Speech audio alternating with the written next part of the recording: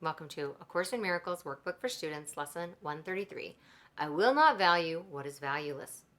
Sometimes in teaching there is benefit, particularly after you've gone through what seems theoretical and far from what the student has already learned, to bring him back to practical concerns.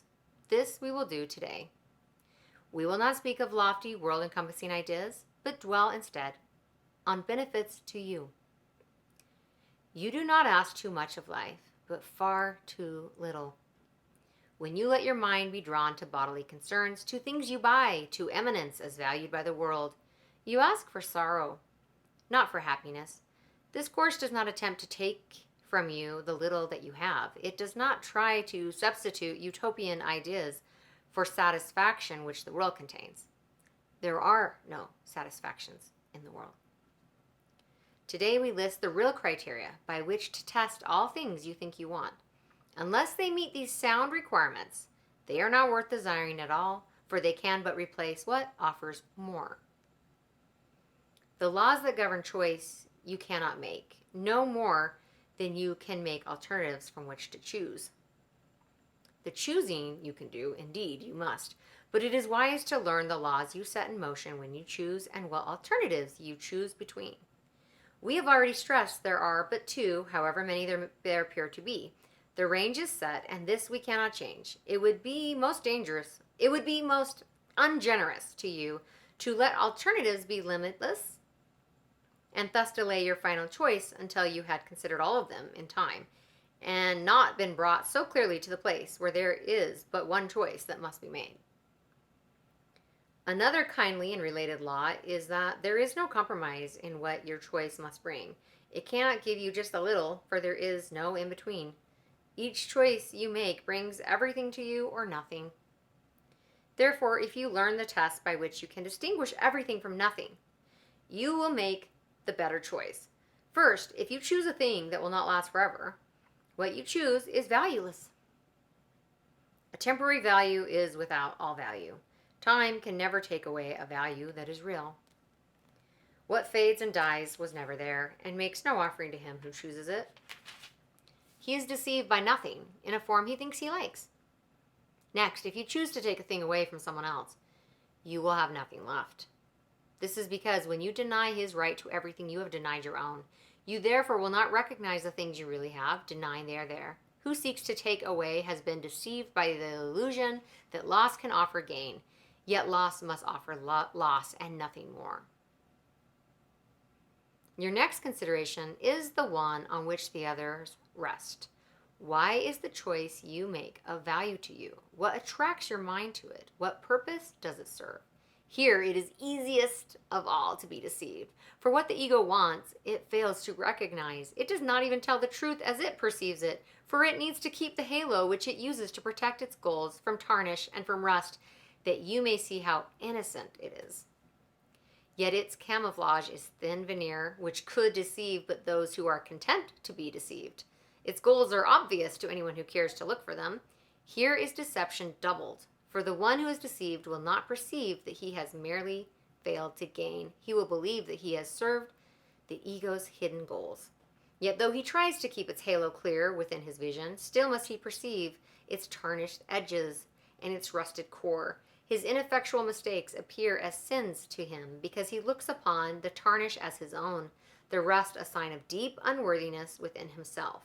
He who would still preserve the ego's goals and serve them as his own makes no mistakes, according to the dictates of his guide. This guidance teaches it is error to believe that sins are but mistakes, for who would suffer for his sins if this were so? And so we come to the criterion for choice that is the hardest to believe because its obviousness is overlaid with many levels of obscurity.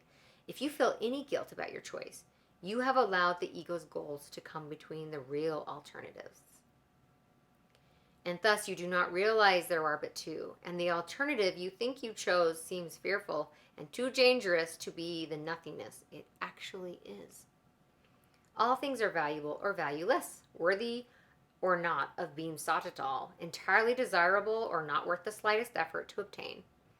Choosing is easy just because of this. Complexity is nothing but a screen of smoke, which hides the very simple fact that no decision can be difficult.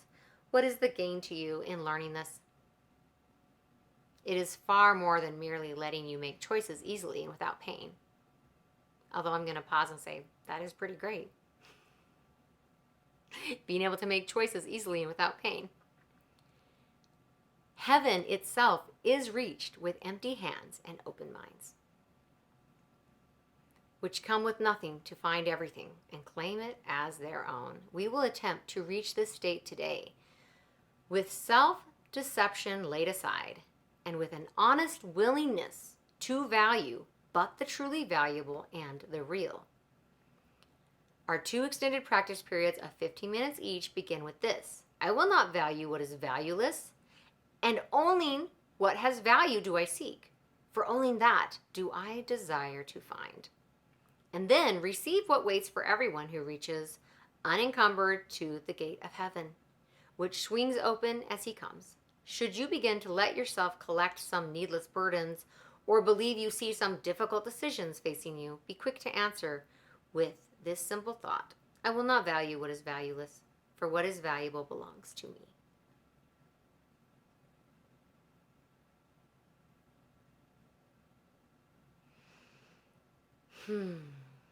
Heaven itself is reached with empty hands and open minds.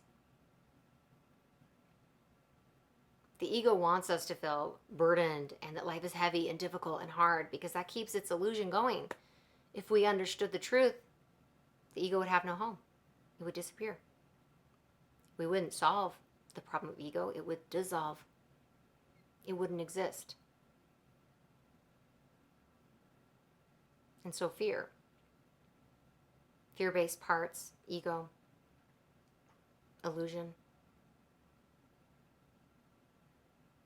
is a self-perpetuating mechanism.